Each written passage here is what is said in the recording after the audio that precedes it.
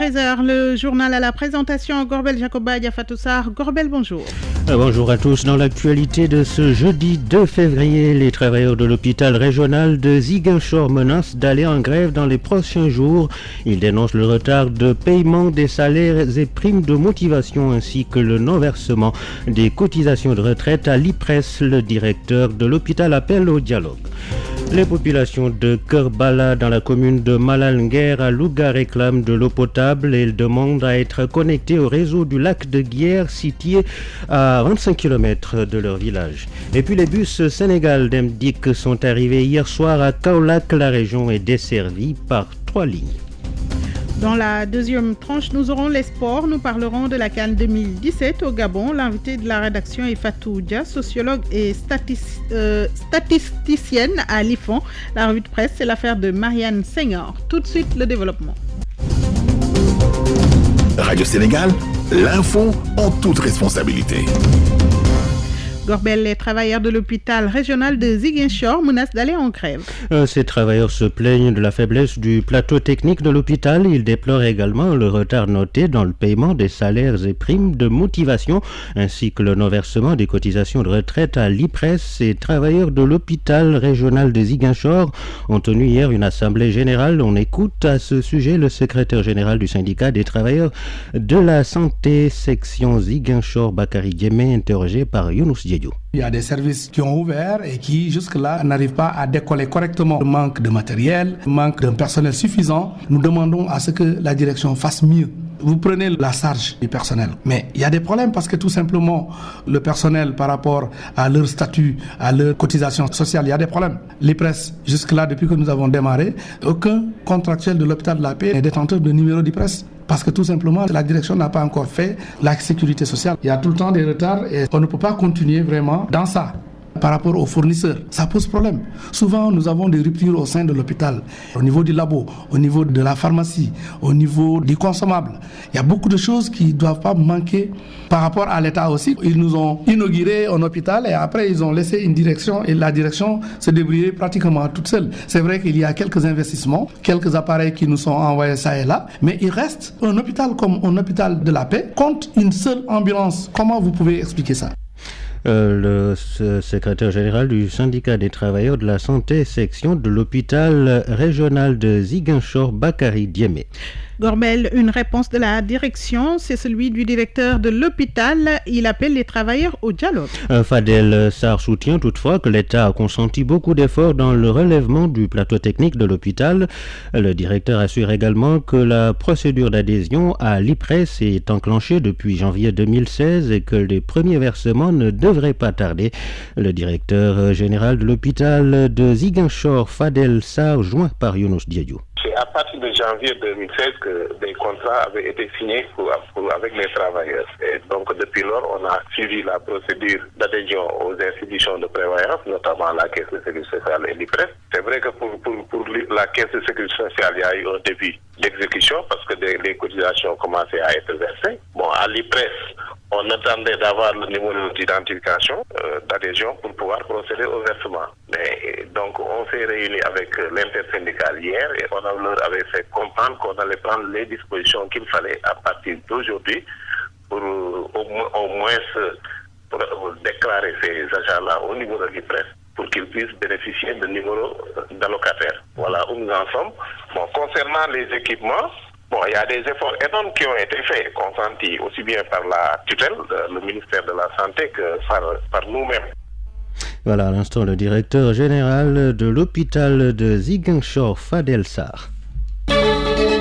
La bonne info, c'est Radio Sénégal. 13h passées de 5 minutes et vous suivez les informations sur Radio Sénégal. Gorbel à Kerbala dans la commune de Malalnguer à Louga, on réclame l'eau potable. La population demande à être connectée au réseau du lac de Guiers, tout près à 25 km. L'eau du forage qui alimente la localité est salée. Ousmane Bang. Kerbala Sey, au sud-est de Nguer Malal, dans l'arrondissement de Keur Momar Sarr, fait partie de localités traversées par la conduite du lac de Guiers et qui ne disposent guère d'eau potable. L'eau du forage est salée et même déconseillée par des voies autorisées. Des raisons suffisantes qui amènent les habitants à donner de la voix et solliciter Les autorités, Dame Kantei, portent leur voix. On demande l'eau. L'eau, c'est quelque chose qui nous manque aujourd'hui. On voulait la date de guerre. Dakar, il boit la de guerre. Pourtant, la de guerre ici, c'est 25 km. Donc, on demande le président. Le forage, l'eau est trop salée. Même l'infirmière qui est là, il avait interdit des femmes enceintes de le boire. Si on a l'argent pour la cité, on l'achète. Mais c'est l'eau qui nous manque. Il nous faut que Macky nous aide pour qu'on ait l'eau. Pour trouver de l'eau à boire. Louga, Mbeleng et Kermamarsar. Distance de Louga, vous les avez comme moi, 42 km. Kermamarsar, 39 à peine. Loin d'être une revendication, cette doléance est considérée par les populations comme une demande légitime. Sa prise en charge les réconfortera davantage puisqu'elles se disent satisfaites du gouvernement et de la commune dont les efforts combinés ont permis de désenclaver et d'électrifier le village qui plus est doté de nouveaux collèges. Ousmane Beng, Louga, Radio Sénégal. Et puis, la vallée du fleuve Sénégal a atteint une production record de riz en 2016. Elle a produit 472 000 tonnes de riz paddy cette année en 2016 contre 438 000 l'année d'avant. Un pas de plus vers l'objectif d'autosuffisance en riz. Ce résultat a été obtenu grâce aux 170 milliards de francs CFA investis par l'État dans l'assistance à la filière. Seydou Nouro Guissé. Toutes les conditions sont aujourd'hui réunies pour l'atteinte de l'autosuffisance en riz. L'État a injecté près de 170 milliards de francs CFA dans la vallée du fleuve Sénégal. Matériel agricole, aménagement, intrants, entre autres. Seyni Ndao, directeur général adjoint de la SAED. L'ensemble des projets et programmes qui sont en train d'être déroulés, tous cumulés de Saint-Louis à Bakel, tournent autour de 170 milliards de francs CFA. Conséquence, des productions records ont été enregistrées cette année avec 472 000 tonnes de riz. La saison sèche chaude 2016 a été une année record. 301 000 tonnes de paddy ont été produites au niveau de la vallée du fleuve Sénégal. Et si on fait donc le cumul avec la production de l'hivernage, nous sommes à 472 000 tonnes de paddy. L'année dernière, nous étions à 438 000. L'année d'avant, à 415 000. Et nous allons continuer donc dans cette dynamique grâce à l'engouement affiché par les producteurs. Selon le directeur général adjoint de la SAED, l'État va continuer à appuyer les producteurs par l'aménagement de 10 000 hectares et par la dotation en groupe motopompe et autres matériels agricoles.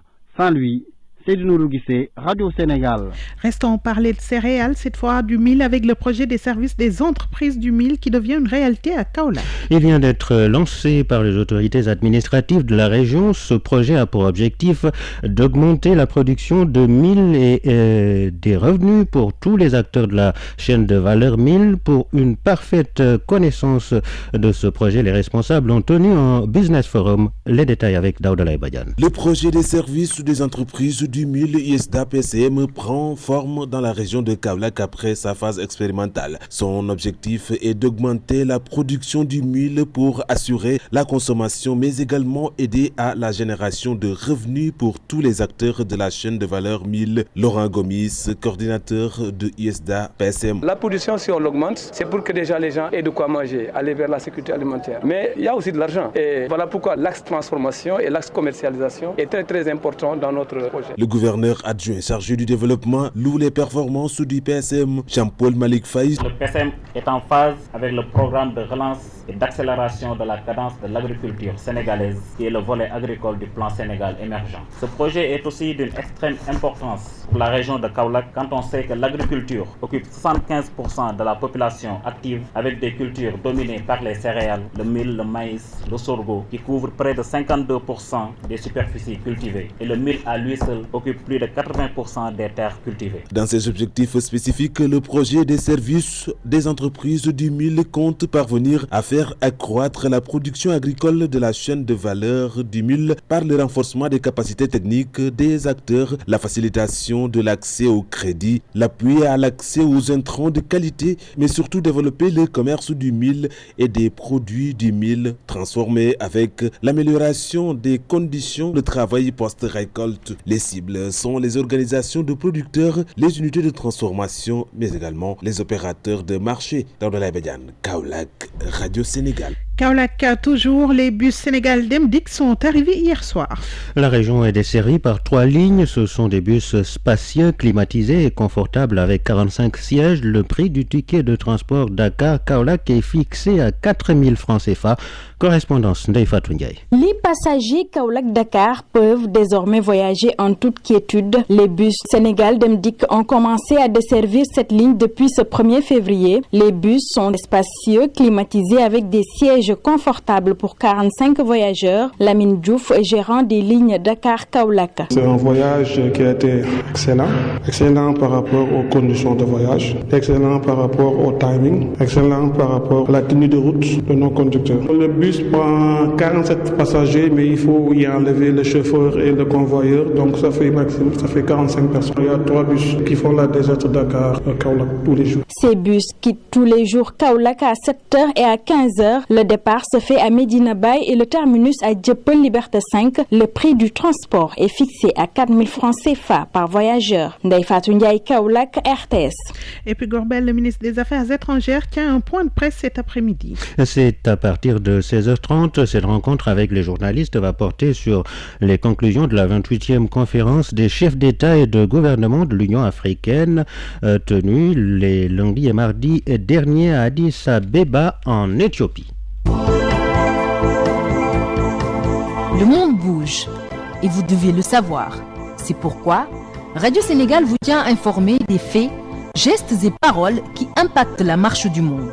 C'est géo, c'est politique et c'est international.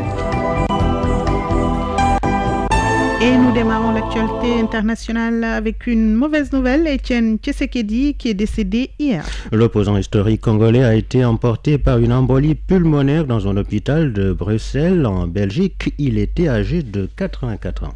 Attaque meurtrière contre une équipe de l'ONU à la frontière entre le Cameroun et le Nigeria. 5 personnes ont été tuées dans cette attaque survenue donc à la frontière entre le Cameroun et le Nigeria. 3 Nigérians et un Camerounais figurent parmi les victimes. La nationalité de la 5e victime contractuelle indépendante de l'ONU n'a pas été précisée. Le représentant spécial de l'ONU pour l'Afrique de l'Ouest, Mohamed Ibn Chambaz, a condamné cette tuerie. Nous restons au Nigeria où il y a eu condamnation pour homicide involontaire. Il s'agit d'un soldat qui a été condamné à 7 ans de prison pour avoir tué de façon involontaire un homme dans un marché du nord-est du pays. Un très rare exemple de sanctions contre des abus des militaires sur des civils. Selon des observateurs, le soldat a plaidé non coupable, assurant avoir ouvert le feu en état de légitime défense et que la victime avait tenté de s'emparer de son arme. Et pour terminer, l'armée américaine reconnaît avoir commis une bavure au Yémen. Le commandement des forces armées américaines au Moyen-Orient a reconnu qu'un raid de ses forces spéciales avait probablement tué des civils, dont des enfants. Le raid visait Al-Qaïda au Yémen. Un soldat américain avait trouvé la mort dans cette attaque et 41 membres d'Al-Qaïda. C'est la fin de la première partie de ce journal. Un rappel des titres. Les travailleurs de l'hôpital régional de Ziguinchor menacent d'aller en grève dans les prochains jours. Ils dénoncent le retard dans le paiement des salaires et primes de motivation ainsi que le non-versement des cotisations de retraite. À l'IPRES, le directeur de l'hôpital appelle au dialogue. Les populations de Kerbala dans la commune de Malanguer à Louga réclament de l'eau potable et demandent à être connectées au réseau du lac de Guiers situé à 25 km de leur village.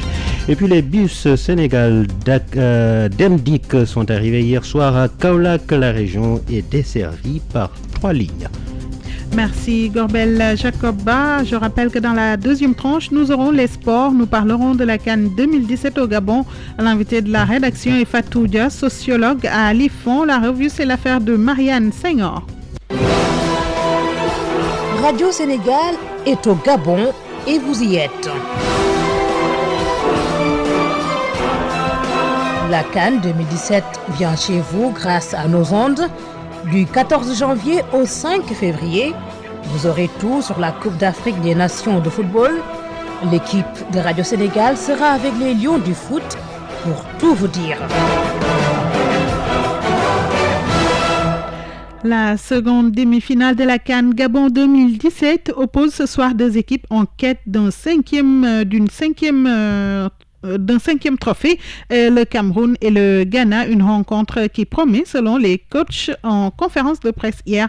Hugo Bross du Cameroun s'est voulu prudent, il est au micro de Benoît Badiane. Ça annonce très difficile quand on voit un petit peu les prestations du Ghana dans la CAN les dernières années. Ils sont toujours, disons, dans la dernière phase, demi-finale, finale. Donc ça veut dire qu'on a une équipe qui a l'habitude de jouer des demi-finales et des finales. Deuxièmement, de ce que j'ai vu cette semaine par vidéo du Ghana, c'est une équipe qui a certainement des qualités offensives, qui est une équipe difficile à manœuvrer et une style tout à fait différente que celle du Sénégal. Donc pour nous aussi de trouver les failles contre cette équipe-là. Pour le sélectionneur adjoint du Ghana, le match ne sera pas du tout facile. Maxwell Konadou est au micro de Benoît Badiane. It's not going to be easy. We respect our opponent. Nous devons faire très attention parce que le Cameroun est une bonne équipe. Ils ont produit du bon football, ils ont de bons talents. Nous espérons que nous allons arriver à un bon match. Mais nous savons très bien que le Cameroun est une nation qu'on devait prendre au sérieux. Vu leur progression, vu leur talent, vraiment prendre du sérieux. And we only have to respect them. Et puis le Burkina Faso qui tombe en demi-finale, l'Égypte qui est revenue dans la cour des grands passe en finale. Magnouk félicite les étalons et les encourage, mais continue de se plaindre de l'épreuve des tirs au but. Cherfal. Satanique. Assurément, l'épreuve des tirs au but souille la beauté du football. Encore une énième victime de ce recours qui malheureusement fait partie des règles. Les étalons du Burkina Faso sont donc tombés par l'épreuve fatidique des tirs au but. Ils ont livré un match historique et de haute facture. Mais hélas, ils devront rentrer sans la coupe. Cela se voit. Magnouk n'aime pas les pénaltys pour départager des équipes qui se tiennent de près. Bravo, le meilleur reste à venir. Persévérez et poursuivez votre travail. Cette belle prestation du Burkina Faso face à l'Égypte ne signifie guère que les pharaons ne méritent pas leur ticket de cette finale. Loin s'en faut. L'Égypte revient dans le cercle des grands après une bonne période d'hibernation. Nous reviendrons sur le phénomène égyptien le jour de la finale. Du bord du Nil à Sharm el-Sheikh, en passant par Port Saïd, le canal de Suez jusqu'au Caire, l'enfant de Mbolokten vous dira tout sur ce retour en force. Le Cameroun, tombeur du Sénégal, en découdra avec le Ghana pour la dernière demi-finale de la CAN 2017 gabonaise. Magnouk est remonté par cette manière de quitter la compétition, mais il n'y a pas d'autre alternative. Le règlement est ainsi fait, il faut l'appliquer. Thiès, Radio Sénégal, Cherfal. Radio Sénégal. L'invité de la rédaction. L'invitée de ce journal s'appelle Fatou Dia, sociologue et statisticienne à l'IFON. Elle fait partie de l'équipe du laboratoire de recherche sur les transformations économiques et sociales qui a coordonné l'enquête du baromètre Djangando. L'étude révèle un faible niveau des élèves en maths, lecture et culture générale. Ali Amadou Narfal lui a d'abord demandé quelle est l'ampleur de cette contre-performance. En effet, ce sont les résultats qu'a montré le baromètre en 2016. Ce sont des performances assez faibles pour des enfants âgés entre 9 et 16 ans. Bien vrai que ce sont des enfants qui fréquentent des lieux d'apprentissage assez variés, tout comme des enfants qui peuvent ne pas fréquenter un lieu d'apprentissage. Mais globalement, c'est faible. C'est dû à quoi cette faiblesse de niveau? On peut penser à plusieurs facteurs. Notre analyse, pour l'instant, elle a été descriptive, parce que les analyses approfondies qui vont vraiment permettre de dire que tel facteur a vraiment de l'impact sur les performances ou plus d'impact que tel autre facteur. Mais nous pouvons voir qu'il y a plusieurs facteurs qui déjà semblent influencer les performances, comme d'abord le fait de fréquenter un lieu d'apprentissage ou pas, le type du lieu d'apprentissage qui est fréquenté, que ce soit une école à enseignement en français ou pas, une école privée ou une école publique, l'âge de l'enfant, mais aussi le niveau d'apprentissage de l'enfant, le suivi dont l'enfant bénéficie par la mère ou par le père. Si l'enfant n'est pas suivi, il y a une influence aussi. Et puis d'autres facteurs aussi comme la personne qui suit l'enfant, son niveau d'études aussi. Et même la langue d'apprentissage de l'enfant joue un rôle sur les performances. Et le rang des élèves de l'école publique dans tout cela? Ils ont été, disons, les plus nombreux dans notre échantillon, mais malheureusement, leurs performances ne sont pas les plus hautes. Ils viennent après les élèves de l'école privée. Nous avons aussi pu voir les conditions d'apprentissage, parce qu'on regarde aussi les conditions d'apprentissage des lieux, des écoles ou des daras, des ateliers de métier que fréquentent ces enfants. Et bon, nous avons pu remarquer que malheureusement pour les écoles publiques, les conditions matérielles, les conditions d'apprentissage des écoles privées sont meilleures. Est-ce qu'il n'y a pas un paradoxe que le niveau des élèves, surtout de l'école publique, soit faible au moment où le gouvernement mène une réforme, principalement le paquet, le programme d'amélioration de la qualité des enseignements? Peut-être.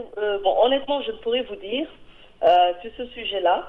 Parce que, comme je vous l'ai dit, les analyses sont assez descriptives au moment actuel. Mais pour les analyses approfondies, nous comptons prendre vraiment en compte autant de facteurs que nous pouvons.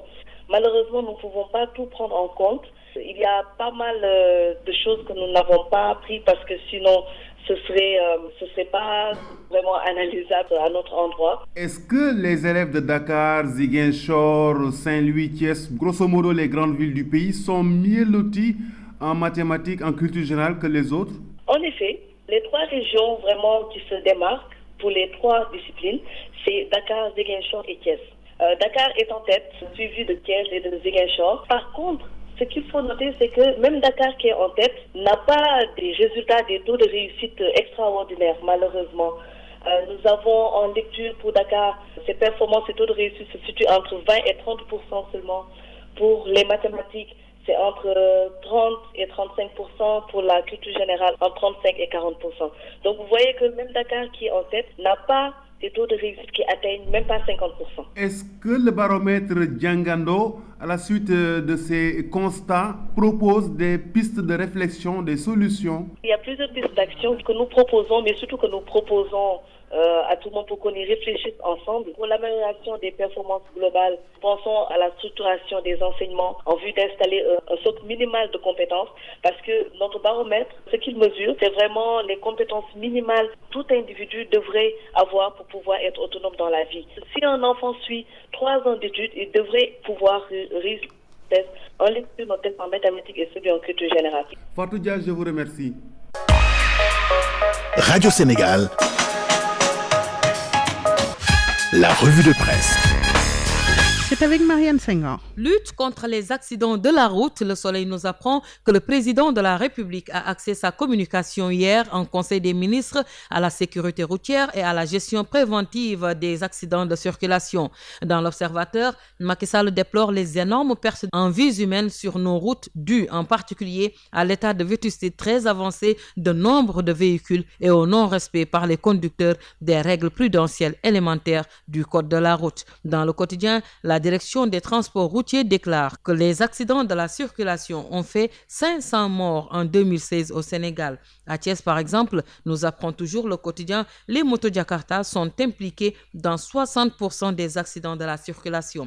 Rappelant ces directives sur l'impératif d'intensifier les actions préventives de lutte contre l'insécurité routière, le chef de l'État a demandé au Premier ministre de tenir dans les meilleurs délais un conseil interministériel de mise en œuvre d'un plan d'urgence de sécurité routière. Dans le quotidien national, il demande aussi au gouvernement de lui proposer un programme prioritaire de modernisation des services d'accueil et d'urgence des hôpitaux, notamment des établissements hospitaliers implantés dans les régions en vue de les doter de plateaux techniques, de locaux et de ressources humaines appropriées.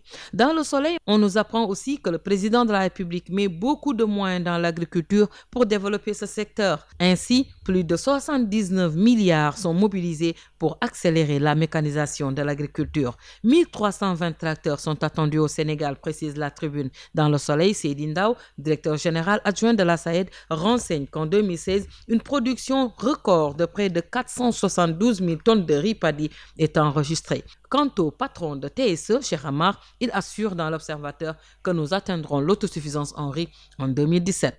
Prochaine législative, Moustapha Niasse sera-t-il tête de liste ou ne le sera-t-il pas? Se demande la Tribune. Pour le moment, Il fait dans le clair-obscur. En tout cas, écrit le journal, s'il ne dépendait que de la convergence des jeunesses républicaines de Rufisque, le président de la République l'enverrait à la retraite. Selon le journal, à 6 mois des législatives, des voix s'élèvent pour qu'il ne soit plus tête de liste.